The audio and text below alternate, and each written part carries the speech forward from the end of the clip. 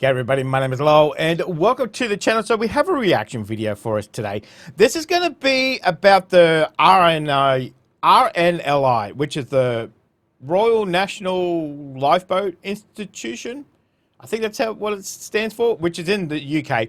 But this is going to be the North Sea lifeboat. So let's jump in. Let's have a look at this. Now, one thing that really scares the crap out of me is the ocean. You know, it's just so unpredictable and just scares me. Let's have a look at this one. The North Sea. Oof. Home to freezing temperatures, raging winds, Nope. rough seas, and big waves. Dang. It's captured imaginations, past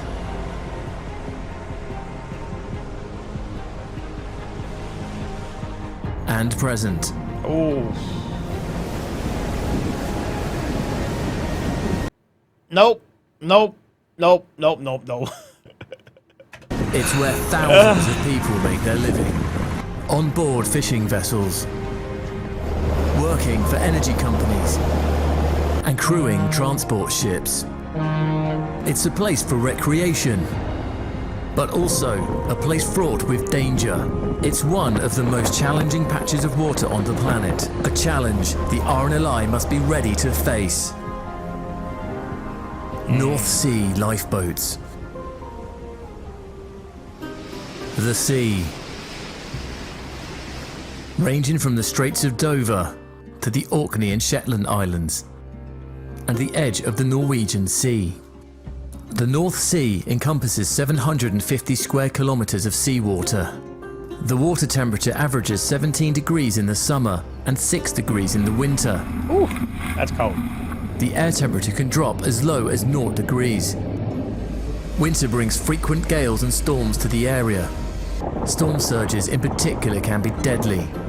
One such event in 1953 flooded several coastlines, taking 2,000 lives. Oh, dang. All these conditions make for a difficult area for the RNLI. An area that pushes lifesavers and lifeboats to the limits. Lifeboat rescues in the North Sea. From Lowestoft in Norfolk to Lerwick and Aith in Shetland. Over 50 lifeboat stations count the North Sea as part of their patch.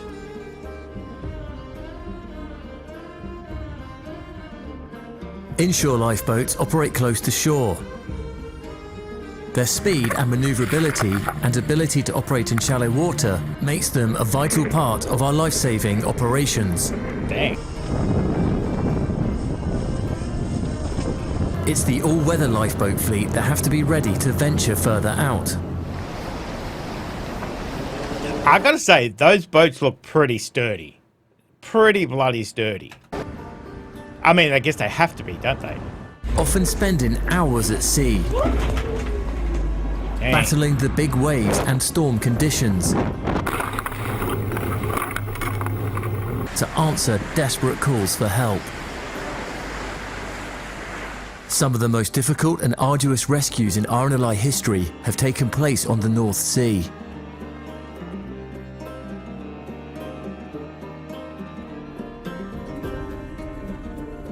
Iconic lifeboat crew member Henry Blogg earned each of his 7 medals for gallantry here while stationed at Cromer. Okay.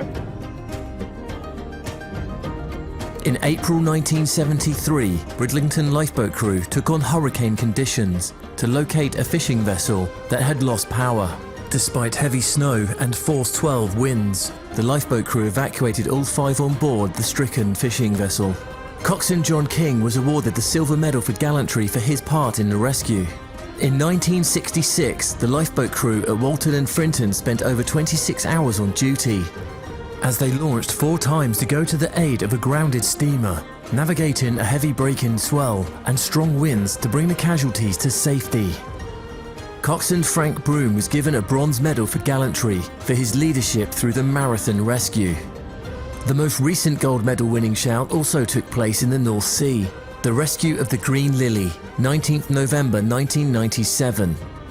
The 3,000-ton cargo vessel Green Lily lost power off the coast of Shetland. Hewitt Clark, coxswain of Lerwick Lifeboat, and his crew launched to the rescue.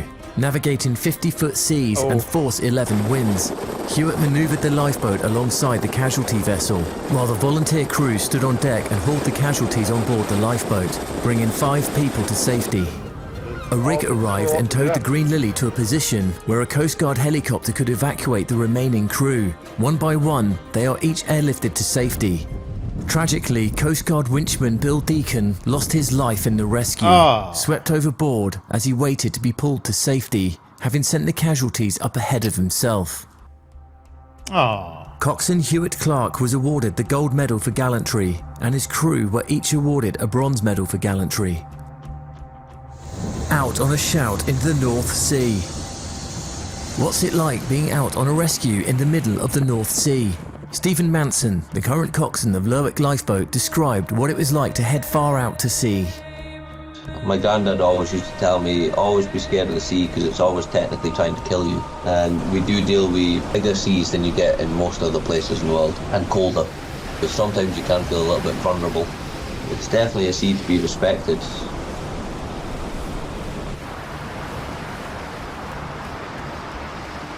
It was a howling gale, really big seas, even in the... So right from the get-go we were punching into it and it just never eased off at all. It was a battle the whole way. It was hand steering, autopilot wasn't an option, and everybody was strapped in the whole way there. You have to try and make sure that you're staying on the course and that you're not getting hit entirely side on by the waves. But it was quite a confused sea, so they were sort of hitting us from every direction. Although the Severn is the biggest boat in the fleet, we felt like a very small boat that day, considering the size of the seas that were way above the top of the wheelhouse at times. It was a little bit intimidating. Danish trawler come fast on the bottom, so his fishing gear was stuck on the bottom, and with the rolling seas they'd ended up flooding their engine room, so they'd lost power, so they were just really at the mercy of the sea, taking a beating. There was a standby vessel on scene, but he was unable to tow, so he just stood by him until we could get there. I think we were 3.5, 4 hours getting out to him. It was not safe at all to try and evacuate him off the boat. So we got a tow line across to him, established the tow, and once he was happy, I started making my way back to Lerwick very, very slowly with him. I think eventually that boat would have sank, and probably realistically they would have had to abandon to a life raft and hope that the supply vessel that was close by could pick them up. But in seas that rough, they would have been quite hard to see and they would have moved quite quickly. I fully believe we definitely saved 3 people's lives that day. Dang. Tackling the challenges of the North Sea. The North Sea is an unforgiving environment, and while brave lifeboat crews will launch in rough seas, many lost their lives trying to rescue those in peril here, including disasters at Fraserburgh, Longhope and Arbroath. Oh. Today's all-weather lifeboats have been designed and built to tackle the challenges this patch provides. The 7 class lifeboat, the Trent class lifeboat, the Tamar class lifeboat, and the Shannon class lifeboat. These lifeboats have the strength and maneuverability needed to take on the scale of the challenge. They are able to launch into big storms, even when the size of waves can make your lifeboat feel incredibly small. Specially designed seats help counter the violent motion of the waves. Comforts like air conditioning and tea making facilities help make those Did he just say tea making? Typical Brits. Oh, we gotta have our tea. You know, whatever we do, we gotta have a cup of tea. long shouts more bearable. Self-righting is a key safety feature, wow. a combination of clever design and implementation of physics. Intake valves automatically shut during a capsize, Wow. and the sealed wheelhouse acts as an air bubble. So if the lifeboat capsizes, it will right itself automatically. Wow. Oh my God, that's impressive. Other innovations, like Wow. the Shannon's water jets, aid maneuverability, and the shape of each lifeboat's hull has been carefully designed to minimize impact of the big waves when out at sea. The lifeboat is just part of the solution. Hours and hours of training also helps crew prepare as best they can for whatever this treacherous patch of water can throw at them. Especially important when you factor in that many RNLI crew members do not come from a maritime background. Dang. The RNLI's training turns brave volunteers into competent, skilled lifesavers. Volunteers as well. Dang. What makes it all possible?